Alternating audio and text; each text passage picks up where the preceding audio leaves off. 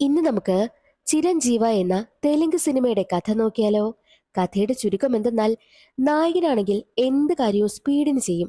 ഒരു ജോലി കൊടുത്താലും അത് വേഗം തന്നെ ചെയ്തു തീർക്കും. വണ്ടി ഓടിക്കുന്നതും നല്ല സ്പീഡിനാണ്. അത്രയും കഴിവുള്ള നായകൻ ആംബുലൻസ് ഓടിക്കുന്നു. നായകനാണെങ്കിലോ ആക്സിഡന്റ് സംഭവിക്കുകയാണ്.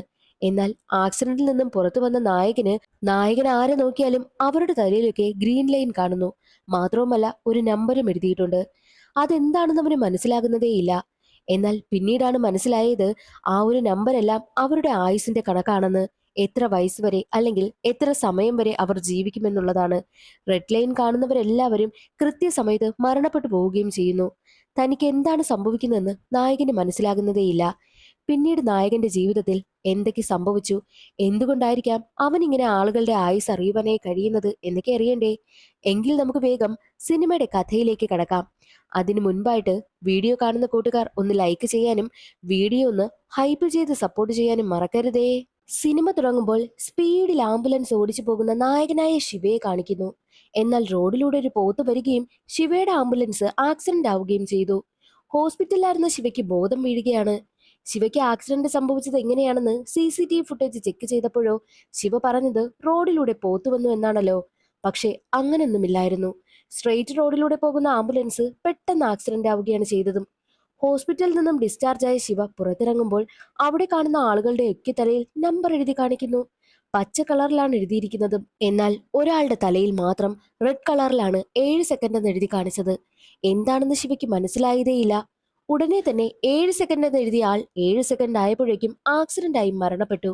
അതോടെ പേടിച്ചു പോയ ശിവ ആ നമ്പേഴ്സ് അവരുടെ ആയുസാണെന്ന് മനസ്സിലാക്കി. ആ സീൻ അവിടെ കട്ടായി 7 മാസങ്ങൾക്ക് ശേഷമാണ് കാണിക്കുന്നത്. ശിവയെ പോലീസ് അറസ്റ്റ് ചെയ്യുന്നു. ശിവയെ കൊല്ലാനുള്ള ദേഷ്യത്തിൽ നിൽക്കുകയാണ് കുറെ ഗുണ്ടകളും. ജയിലിലെത്തുമ്പോഴോ എന്താ നിങ്ങളെ കാത്ത് പുറത്ത് കുറെ ഗുണ്ടകളെന്നും ജയിലിലുള്ള ആൾ ചോദിക്കുമ്പോഴോ ശിവ തന്നെ കഥ പറയുവാനായും ആരംഭിച്ചു. കുട്ടിയായിരുന്ന ശിവ സൈക്കിളൊക്കെ ചവിട്ടുന്നത് നല്ല സ്പീഡിനാണ്. എന്ത് ചെയ്താലും നല്ല സ്പീഡിലായിരിക്കും അവൻ ചെയ്യുക. ഒരിക്കൽ ശിവയുടെ അച്ഛൻ മരണപ്പെട്ടു പോയി. അച്ഛൻ ഒരുപാട് കടം വാങ്ങി കൂട്ടിയിട്ടുണ്ട്. കടക്കാർ വീട്ടിൽ വന്ന് അമ്മയോട് പ്രശ്നമുണ്ടാക്കുവാനായും തുടങ്ങി. പിന്നീട് അച്ഛനുണ്ടാക്കിയ കടം തീർക്കുവാനായി അവന്റെ ഓട്ടവും. ശിവ നല്ല സ്പീഡിൽ എല്ലാ കാര്യങ്ങളും ചെയ്യുന്നതിനാൽ ഫുഡ് ഡെലിവറി ജോലി ചെയ്യുവാനും ആരംഭിച്ചു. ഒന്നിലും അങ്ങോട്ട് രക്ഷപ്പെട്ടിട്ടില്ല. അത് തന്നെ. ഒടുവിൽ, നീ 2 ലക്ഷം രൂപ തന്നാൽ നിനക്ക് ഞാനൊരു ആംബുലൻസ് തരാമെന്നും ഒരാൾ പറയും. അങ്ങനെ ശിവ പലിശയ്ക്ക് കാശ് കൊടുക്കുന്ന ആളിന്റെ അടുത്തെത്തി. 2 ലക്ഷം രൂപ ആവശ്യപ്പെട്ടു. നിന്റെ അച്ഛൻ വാങ്ങിയ കടം ആദ്യം നീ തീർക്കുവാനായിട്ടായിരുന്നു പലിശക്കാരൻ പറഞ്ഞതും. ഞാനൊരു ആംബുലൻസ് വാങ്ങുവാനായി പോവുകയാ. ഉറപ്പായും എല്ലാ കടവും ഞാൻ തീർക്കുമെന്ന് പറഞ്ഞതിനാൽ പലിശക്കാരൻ ശിവയ്ക്ക് കാശും കൊടുത്തു. ശിവ ആംബുലൻസും വാങ്ങി. ശിവയ്ക്ക് ഒരുപാട് ഓട്ടം കിട്ടുവാനായും തുടങ്ങി. പല പല രോഗികൾ, ചിലർ മരണപ്പെട്ടു പോകുന്നുമുണ്ട്. എന്നാൽ ഒരിക്കൽ ഒരു ദിവസം ഒരു ഗുണ്ട പരിക്കേറ്റ് ആംബുലൻസിൽ വന്ന് കയറും. അതോടെ പ്രശ്നത്തിലായത് ശിവയായിരുന്നു. അതോടെ കുറെ ഗുണ്ടകൾ തന്നെ അന്വേഷിക്കുവാനായും തുടങ്ങി. അതിനാൽ ഒരു സേഫ്റ്റിക്ക് വേണ്ടിയിട്ടാണ് ജയിലിലേക്ക് വന്നതെന്നും കൂടെയുള്ള ആളിനോട് പറയും. അങ്ങനെ വലിയ പ്രശ്നമൊന്നും ഇല്ലാത്തതിനാൽ ശിവയെ പോലീസുകാർ പറഞ്ഞുവിടുകയാണ്. വീട്ടിലെത്തി പലിശക്കാരന് കൊടുക്കേണ്ട കാശ് നോക്കുമ്പോഴോ കാശ് വീട്ടിൽ കാണുന്നില്ല. ആ കാശെടുത്ത് അമ്മയാണെങ്കിലോ ദൈവത്തിന്റെ ഫോട്ടോ വാങ്ങിയിരിക്കുകയാണ്. കാരണം എന്തെന്നാൽ, ഒരു ജ്യോത്സ്യനടുത്ത് ചെന്ന സമയത്ത് ശിവയുടെ സമയം ശരിയല്ല എന്ന് ജ്യോത്സ്യൻ പറഞ്ഞു. അതുകൊണ്ട് തന്നെ യമദേവനെ ആരാധിക്കണമെന്നും പറഞ്ഞതിനാൽ യമദേവന്റെ ഒരു ഫോട്ടോയും വാങ്ങിക്കൊണ്ടാണ് അമ്മ വന്നതും. ശിവയോട് അമ്മ ആ കാര്യം പറയുമ്പോഴോ ദേഷ്യം വന്ന ശിവ അമ്മയെ ഒരുപാട് വഴക്ക് പറഞ്ഞിട്ട് അവിടെ നിന്ന് ഇറങ്ങിപ്പോവുകയാണ് ചെയ്തതും. സങ്കടത്തിൽ അമ്മ യമദേവന്റെ ഫോട്ടോ നോക്കി കരയുന്നുമുണ്ട്. യമദേവന്റെ ഫോട്ടോയിൽ കാണുന്ന അതേ പോത്ത് തന്നെയാണ് അന്ന് ശിവയുടെ ആംബുലൻസ് ആക്സിഡന്റ് ആകാൻ കാരണമെന്നും കാണിക്കുന്നുണ്ട്. ശിവയ്ക്ക് ആളുകളുടെയൊക്കെ ആയുസ് കാണാൻ കഴിയുമെന്ന് അവന് മനസ്സിലായത് കൊണ്ട് തന്നെ എന്തുകൊണ്ടാണ് തനിക്ക് ഇങ്ങനെ സംഭവിക്കുന്നതെന്ന് അറിയുവാൻ വേണ്ടിയിട്ട് അവനൊരു ഹോസ്പിറ്റലിലേക്കും പോയി.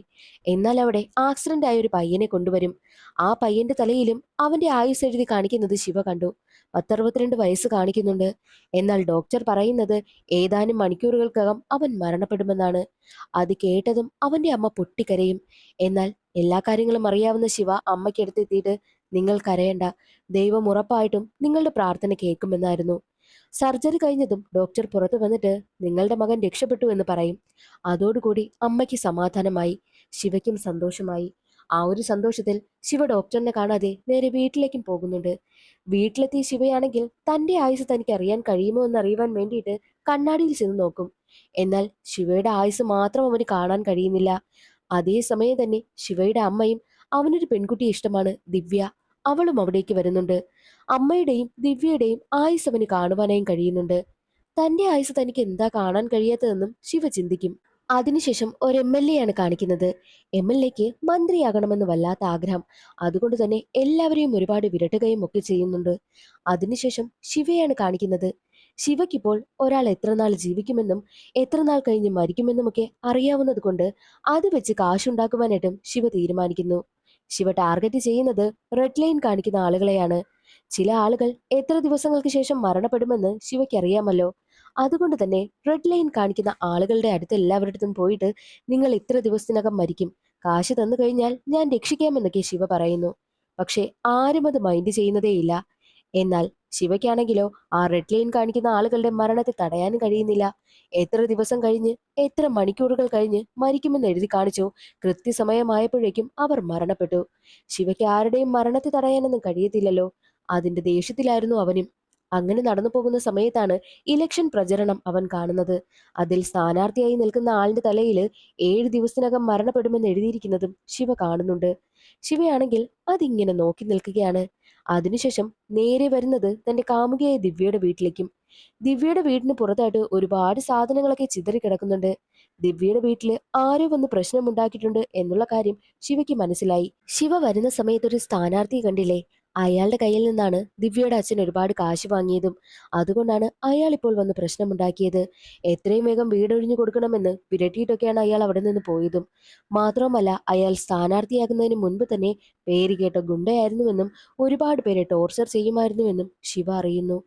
ശിവ ഉടനെ തന്നെ ഒരു ഐഡിയ ആലോചിക്കും. എന്നിട്ട് ദിവ്യയും കൂട്ടി അയാളുടെ ഗോഡൌണിലേക്കാണ് പോകുന്നത്. ശിവ അയാളെ കാണുവാനായിട്ടും അകത്തേക്ക് കയറുന്നു. എന്നിട്ട് അയാളോട് പറയും, ഒരു 20 ലക്ഷം രൂപ തന്നു കഴിഞ്ഞാൽ ഞാൻ ആ ഒരു ഫാമിലിയെ ഒഴിച്ചു തരാം. അവരുടെ ഫുൾ ഡോക്യുമെന്റ് ഞാൻ നിങ്ങൾക്ക് കൊണ്ടുവന്ന് തരാം. പക്ഷേ നിങ്ങൾ 20 ലക്ഷം രൂപ എനിക്ക് തരണം. ഒരാഴ്ചക്കകം ഞാൻ ഇതെല്ലാം നടത്തി കാണിച്ചു തരാമെന്നും ശിവ പറയുന്നു. ആദ്യം അത് കേട്ട് അവിടെയുള്ളവരൊക്കെ ചിരിക്കുമെങ്കിലും ആ ഒരു സ്ഥാനാർത്ഥി ഒന്ന് ചിന്തിക്കും. കാരണം ഫുൾ ഡോക്യുമെന്റ്സ് എല്ലാം അവൻ റെഡിയാക്കി കൊണ്ടുവന്ന് കൊടുക്കുമെന്നാണല്ലോ പറഞ്ഞിരിക്കുന്നത്. അതുകൊണ്ട് തന്നെ അയാൾ അതിന് സമ്മതിക്കും. ഒരു പേപ്പറിൽ ഒപ്പിട്ട് തരണമെന്നും ശിവ പറയുന്നു. മാത്രവുമല്ല, ശിവ ഒരു കണ്ടീഷൻ കൂടി വെക്കും. ഈ വരുന്ന ഞായറാഴ്ച, ആ ഞായറാഴ്ച ദിവസം ഈ ഒരു സ്ഥാനാർത്ഥി മാത്രം ശിവയെ കാണാൻ വരണം. വേറെ ആരും കൂടെ വരാൻ പാടില്ല. അങ്ങനെ ഒറ്റയ്ക്ക് വന്നാൽ മാത്രമേ ഞാൻ ആ ഡോക്യുമെന്റ്സ് എല്ലാം തരൂ എന്നും ശിവ പ്രത്യേകം എടുത്തു പറയുന്നു. കാരണം അയാൾ ആ ഞായറാഴ്ച മരിക്കുമെന്നുള്ള കാര്യം ശിവയ്ക്ക് അറിയാമല്ലോ. അതുകൊണ്ട് തന്നെയാണ് ശിവ അങ്ങനെ ഒരു ഡീല് വെച്ചതും. അതിനയാൾ സമ്മതിക്കുകയും 20 ലക്ഷം രൂപ ശിവയ്ക്ക് കൊടുക്കുകയും ചെയ്തു. കാശും വാങ്ങി സന്തോഷത്തോടു കൂടി ശിവ പുറത്തേക്ക് ഇറങ്ങി വരും. ദിവ്യയും കൂട്ടി അവളുടെ വീട്ടിലേക്ക് പോകും. അപ്പോഴാണ് ശിവ ഒരു കാഴ്ച കാണുന്നത്. ദിവ്യയുടെ അച്ഛന്റെ തലയിലായിട്ട് റെഡ് ലൈൻ കാണുന്നു. അതിൽ 2 എഴുതിയിട്ടുണ്ട്. 2 ദിവസത്തിനകം ദിവ്യയുടെ അച്ഛൻ മരണപ്പെടുമെന്നും അവന് മനസ്സിലായി. അതുകൊണ്ട് തന്നെ കുറച്ച് കാശ് ദിവ്യയെ ഏൽപ്പിച്ചിട്ട് ശിവ അവിടെ നിന്ന് പോകും. അങ്ങനെ ശിവ ഒരാളുടെ കയ്യിൽ നിന്നും ആംബുലൻസ് വാങ്ങുവാനായിട്ട് 2 ലക്ഷം രൂപ വാങ്ങിയില്ലേ? 2 ലക്ഷം രൂപ തിരികെ കൊടുക്കുവാനായിട്ട് ആ ഗുണ്ടയുടെ അടുത്തേക്ക് വരും, ആ പലിശക്കാരന്റെ അടുത്തേക്ക്. എന്നാൽ അയാളാണെങ്കിലോ മറ്റാരെയോ കൊല്ലുന്ന കാര്യം അവിടെ നിന്ന് സംസാരിക്കുന്നത് ശിവ കേൾക്കുന്നു. ശിവയ്ക്കപ്പോൾ അയാളെക്കുറിച്ച് ഓർമ്മ വരും. ഈ പലിശക്കാരൻ കൊല്ലാനിരിക്കുന്ന ആൾക്ക് എത്ര ദിവസം ആയുസുണ്ടെന്നും ശിവയ്ക്കറിയാം. അതുകൊണ്ട് തന്നെ അകത്തേക്ക് കടന്ന ശിവയാണെങ്കിലോ, നിങ്ങൾ പറയുന്ന ആളിനെ ഒരു പ്രശ്നവും വരാതെ ആർക്കും സംശയം തോന്നാതെ ഞാൻ കൊന്നുതരാം. പക്ഷേ നിങ്ങൾ എനിക്ക് കാശ് തരണമെന്നും ശിവ ആവശ്യപ്പെടുന്നു. എന്നാൽ അത് കേട്ട് അയാൾ പറയുന്നത്, നീ ഇതിനു മുൻപ് ഒരു കൊലപാതകവും ചെയ്തിട്ടില്ലല്ലോ, ഇങ്ങനെയുള്ള നിന്നെ വിശ്വസിച്ച് ഞങ്ങൾ എങ്ങനെ കാശ് തരാനാന്നും ശിവയോട് ചോദിക്കും. അപ്പോഴാണ് ശിവയ്ക്ക് ഒരു ഐഡിയ തോന്നുന്നത്. എന്തെന്നാൽ ദിവ്യയുടെ അച്ഛനാണെങ്കിൽ 2 ദിവസത്തിനകം മരണപ്പെടുമല്ലോ. അപ്പോൾ ദിവ്യയുടെ അച്ഛനെ വെച്ച് കളിക്കാമെന്നും അവൻ തീരുമാനിക്കുന്നു. എന്റെ കാമുകിയുടെ അച്ഛൻ ആകെ പ്രശ്നമാ. അയാളെ ഞാൻ 2 ദിവസത്തിനകം കൊന്നുതരാം. അതും ആർക്കും സംശയം തോന്നാത്ത വിധമെന്നും അവൻ പറയുന്നു. അവൻ പറയുന്നത് സത്യമാണോ അല്ലയോ എന്ന് അറിയുവാൻ വേണ്ടിയിട്ട് ആ പലിശക്കാരനും വെയിറ്റ് ചെയ്യും. ശിവ പറഞ്ഞതുപോലെ തന്നെ 2 ദിവസം ആയപ്പോഴേക്കും ദിവ്യയുടെ അച്ഛൻ കുടിച്ചു കുടിച്ച് മരിച്ചു. അതൊരു സ്വാഭാവിക മരണമാണ്. പക്ഷേ ശിവയാണെങ്കിലോ അതാരും അറിയാതെ രഹസ്യമായിട്ട് സംശയം തോന്നാത്ത വിധം താൻ കൊന്നതാണെന്ന് വരുത്തി തീർത്തു. അതോടുകൂടി പലിശക്കാരനും ഗുണ്ടകളും അത് വിശ്വസിച്ചു. ദിവ്യയുടെ അച്ഛൻ മരിച്ചതറിഞ്ഞ് പലിശക്കാരൻ ശിവയെ കാണുവാനായും എത്തുന്നുണ്ട്. ഞാൻ ഈ ഒരു കാര്യങ്ങളെല്ലാം രഹസ്യമായിട്ട് ചെയ്തു തീർക്കുവാൻ വേണ്ടിയിട്ട് ഒരു ടീമിനെ തന്നെ സെറ്റ് ചെയ്ത് വെച്ചിട്ടുണ്ട്. ആരെ കൊല്ലണമെന്ന് പറയുന്നോ അവരെ ഈ ടീം നല്ല കൃത്യമായിട്ട് കൊന്നു തരുമെന്നും ശിവ പറയും. അങ്ങനെ അയാൾക്ക് വിശ്വാസമായതുകൊണ്ട് തന്നെ ശിവയ്ക്ക് ഒരു വലിയ ബാഗ് നിറയെ കുറേ കാശ് കൊടുക്കും. ശിവ ആ കാശുമായിട്ട് നേരെ പോയി തന്റെ കടങ്ങളെല്ലാം തീർക്കുകയാണ് ചെയ്തതും. അതിനുശേഷം ശിവയാണെങ്കിലോ പലിശക്കാരൻ ആരെ കൊല്ലണമെന്ന് പറഞ്ഞോ അയാളുടെ മരണം എന്ന് സംഭവിക്കും ആ ദിവസം വരെ കാത്തിരിക്കുകയാണ്. പക്ഷേ ശിവ എന്തൊക്കെ ചെയ്യുന്നു എന്ന് അറിയുവാൻ വേണ്ടിയിട്ട് പലിശക്കാരനാണെങ്കിലോ ഒരാളെ ഏർപ്പാടാക്കി. അയാൾ ശിവയെ ഫോളോ ചെയ്യും. അത് ശിവയ്ക്ക് മനസ്സിലായി. വെറുതെ ഇരുന്നാൽ ശരിയാകില്ല എന്ന് ചിന്തിച്ച ശിവയാണെങ്കിലോ കയ്യും കാലും ഒക്കെ വെച്ച് എന്തൊക്കെയോ കോഷ്ടി കാണിക്കും. അത് ഈ ഒരാളാണെങ്കിൽ ഒളിഞ്ഞു നിന്ന് കാണുകയും ഉടനെ തന്നെ പലിശക്കാരനെ വിളിച്ചിട്ട് ഇവൻ എന്തോ ബ്ലാക്ക് മാജിക് ചെയ്യുകയാണെന്നാ തോന്നുന്നതെന്നും പലിശക്കാരനോട് പറയുന്നു. എന്ത് ചെയ്തിട്ടായാലും അവൻ പറഞ്ഞ സമയത്ത് അയാൾ മരിക്കുന്നുണ്ടോ ഇല്ലയോ എന്ന് നമുക്ക് നോക്കാമെന്നും പലിശക്കാരൻ പറയുന്നു. പലിശക്കാരൻ ആരെ കൊല്ലണമെന്ന് പറഞ്ഞോ അയാളെ കാണിക്കുകയാണ്. അയാൾ അയാളുടെ മകളുമായിട്ട് നിന്ന് ഡാൻസ് കളിക്കുകയും സന്തോഷിക്കുകയും ഒക്കെ ചെയ്യുന്നു. എന്നാൽ പെട്ടെന്ന് തന്നെ അയാൾ കഴിച്ച ചിക്കൻ ആണെങ്കിൽ അയാളുടെ തൊണ്ടയിൽ കുടുങ്ങി അയാൾ മരണപ്പെട്ടു പോയി. അതും ഒരു സ്വാഭാവിക മരണമാണ്.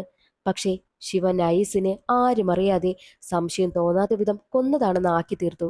അതോടുകൂടി പലിശക്കാരന് ഒരുപാട് സന്തോഷമായി. സത്യത്തിൽ ഈ പലിശക്കാരൻ കൊല്ലുവാനായിട്ട് ആവശ്യപ്പെട്ടത് ആ ഇലക്ഷനിൽ നിന്ന നേതാവില്ലേ, അയാളെ തന്നെയാണ്.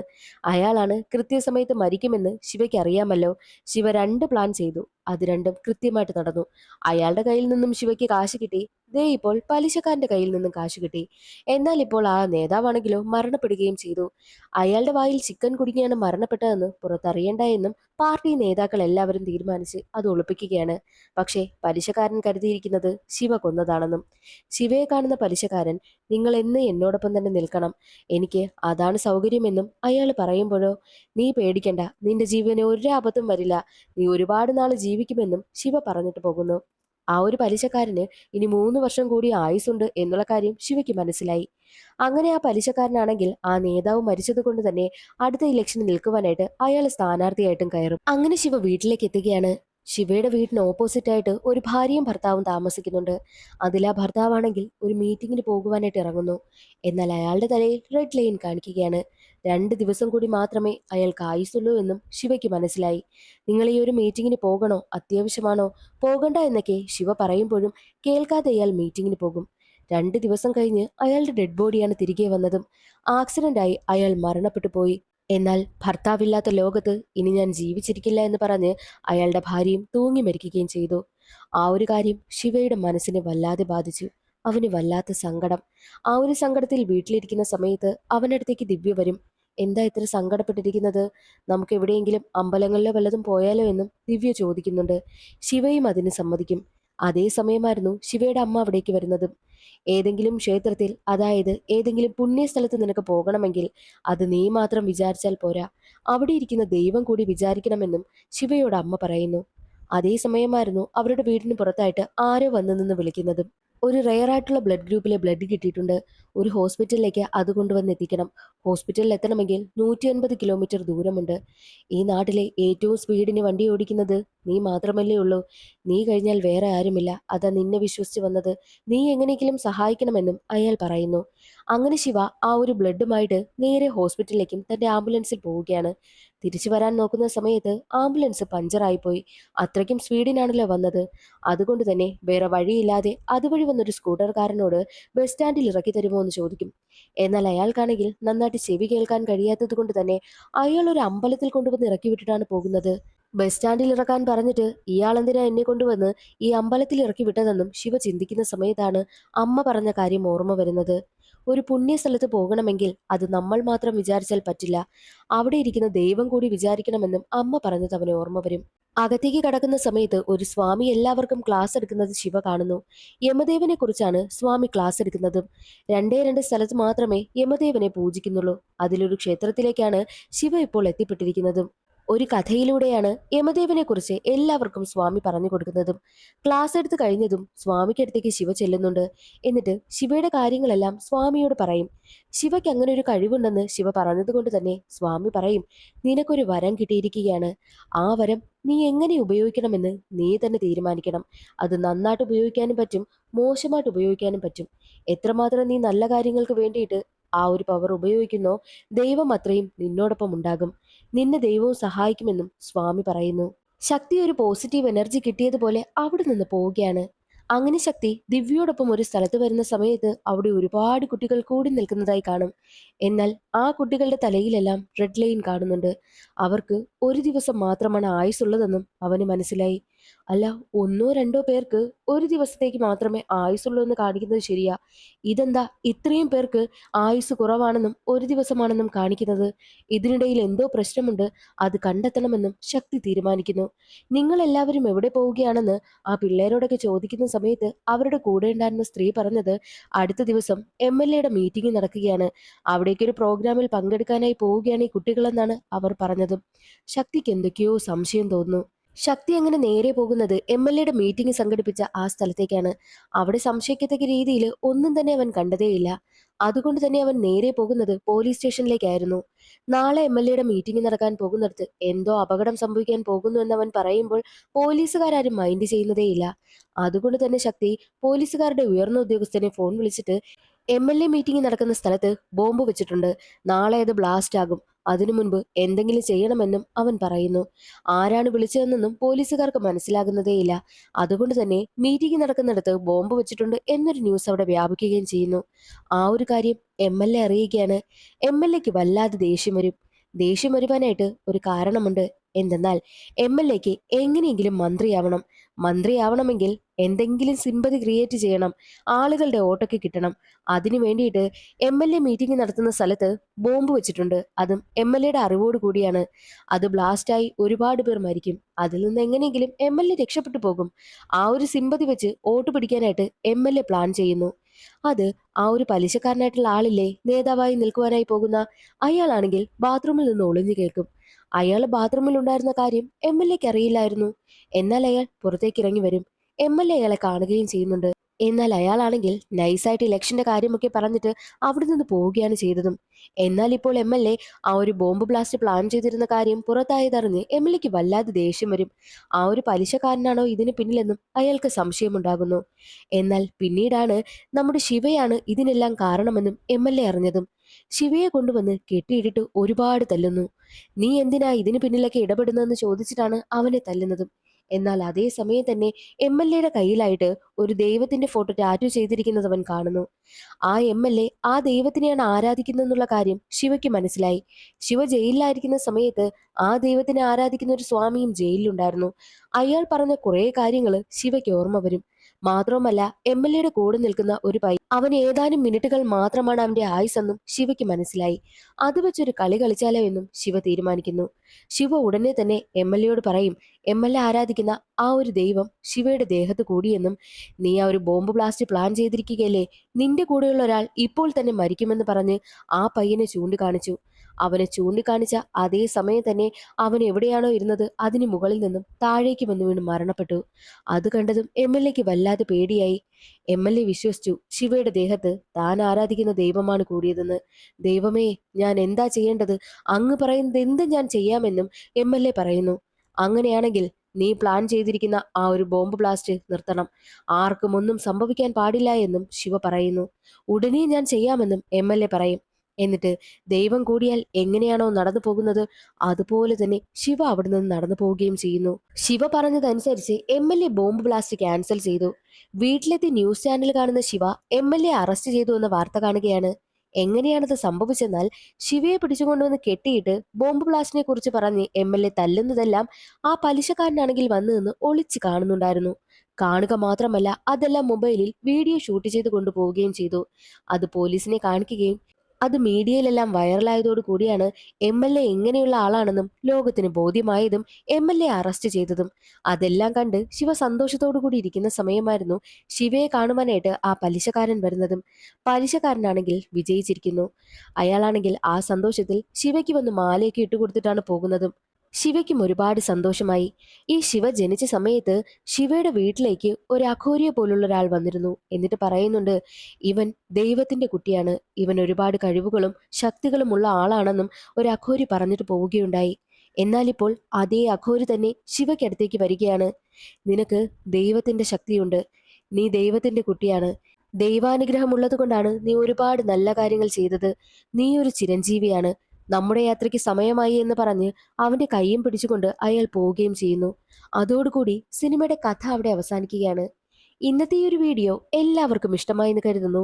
ഇഷ്ടമായാലൊന്ന് സപ്പോർട്ട് ചെയ്യാൻ മറക്കരുതേ. അടുത്ത വീഡിയോയിൽ കാണാം. അതുവരെ എല്ലാവർക്കും ബൈ.